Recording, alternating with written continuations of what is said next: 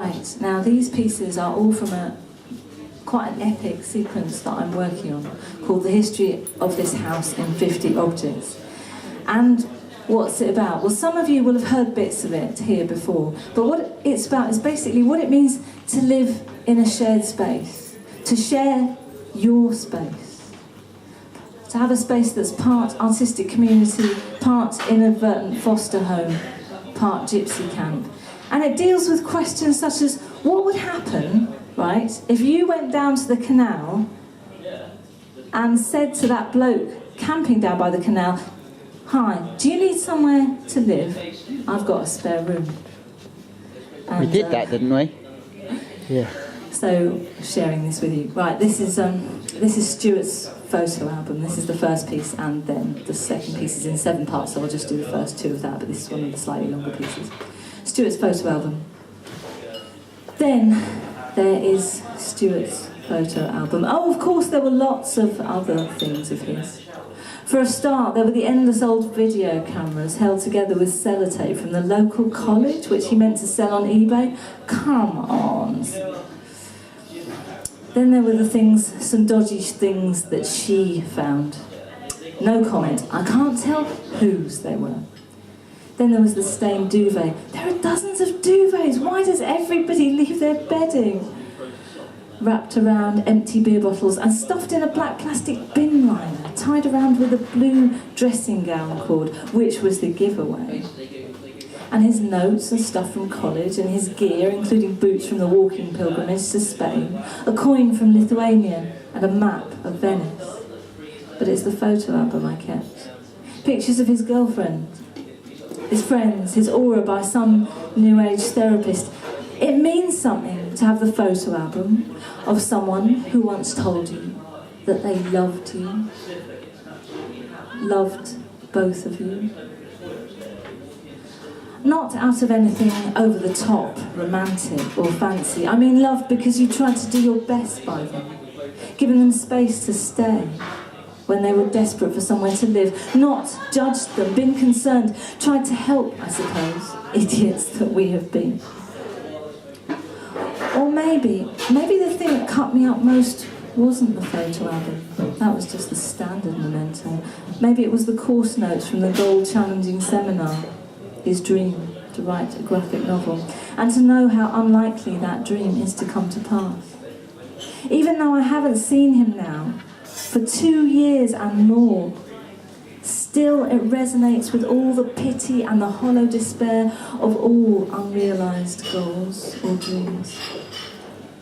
Perhaps the thing that matters most is that he whose parents were both dead by the time he was 17, leaving no money or home or possessions, nothing to help or guide him by, leaving him to sketch out a living any which way, surrounded by drug dealers and violence on the streets of inner city Manchester, to get clothes from jumble sales and sell them on at boot sales, to go hungry, to be on heroin, to give up only to turn to alcohol, to think that someone left with so little, whose parents didn't bother about him amongst 5 other children, all much older, who went unnoticed, actually rebelled against the maths teacher who thought him thick and entered himself into the higher paper and passed the exam. The thought that he who had so much stacked against him had tried so hard to win out, to keep positive, to finish a degree, to achieve his potential, to do what he thought he wanted to, and still, despite the job I know he does is not where he wanted to be, fell so far short of his ambition and lapsed back into drinking, still holding down the job but always chased for debts, moving bedsits, trashing his kidneys so badly enough for lengthy hospital stays, a life sentence to legal drugs. It's somehow unbearable after all that bravery. Maybe then it's his notebook, not his photographs. Or the copy of a picture made from black rubber with green glass eyes that he once had in their exhibition. The mug tree and the wooden pegs he left for everyone to share. But what's so unbearable, I suppose, really is something much closer to home. That he could say, "I love you," and not look back. that he could throw it all back in my face by never being seen again. How can you say the word love and then do that? Drawing out elusive trust or tentative faith with a word that breathes commitment to something ahead and then just fail in it like a fallen knife. Perhaps because he had already lost so long ago another orphan, his best friend and makeshift brother. The two dependent on each other. At 16 they had no one else. An ex-schoolfriend said to them, "How do you two manage?" And even they, who were forged together by steel, had split away at last.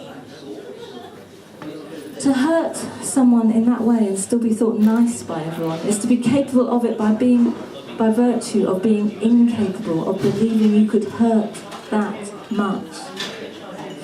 That, I suppose, you could mean that much to someone else, when even your parents let you grow up like bindweed, attaching yourself onto anything just in order to be.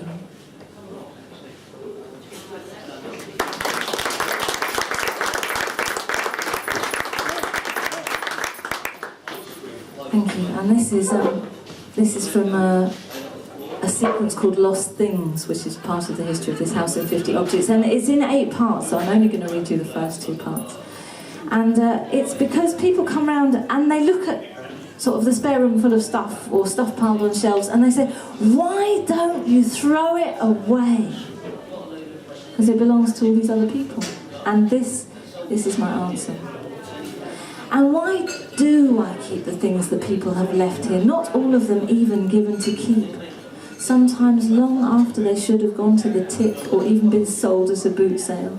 Broken shoes, footless raspberry-coloured tights, slightly damaged rucksacks, baskets of various sizes and in various states of disrepair. So much stuff. And did I mention so many duvets and pillows? Why? Because once I had 3 boxes, the precious boxes of old school books and a uniform to go with them, of A-level journals and degree journals and love letters and half a swing ball pole and 100 poems on one subject alone and hundreds more on many others, early stories, 3 prototype novels, and they were put in someone's attic, and when the house was knocked down, they were lost. Because the artist who lives upstairs now had a box of old school books and old vinyl and toys and precious bits and pieces, and he left them with his mother, and when she moved, they were lost too. When Robin lived here, first and in many ways foremost, endlessly kindly, limitlessly humane, he was carrying around a precious box of things for a friend, and just before he moved he said, "I have this friend and he gave me a box of things to look after. Could you keep them for me? For him?" "Yes, of course," I replied. "It couldn't be anywhere safer." Robin said grumpily when he was moving out, "I can't believe he asked me if they'd be safe." So anxiously too, after Robin had looked after them already for so long. After Robin left, it was months and months later. Was it a year? Some have told me it was 2. And a phone call came out of the blue. "I'm Robin's friend," he said, and told his name. It's about my box. Is it safe?"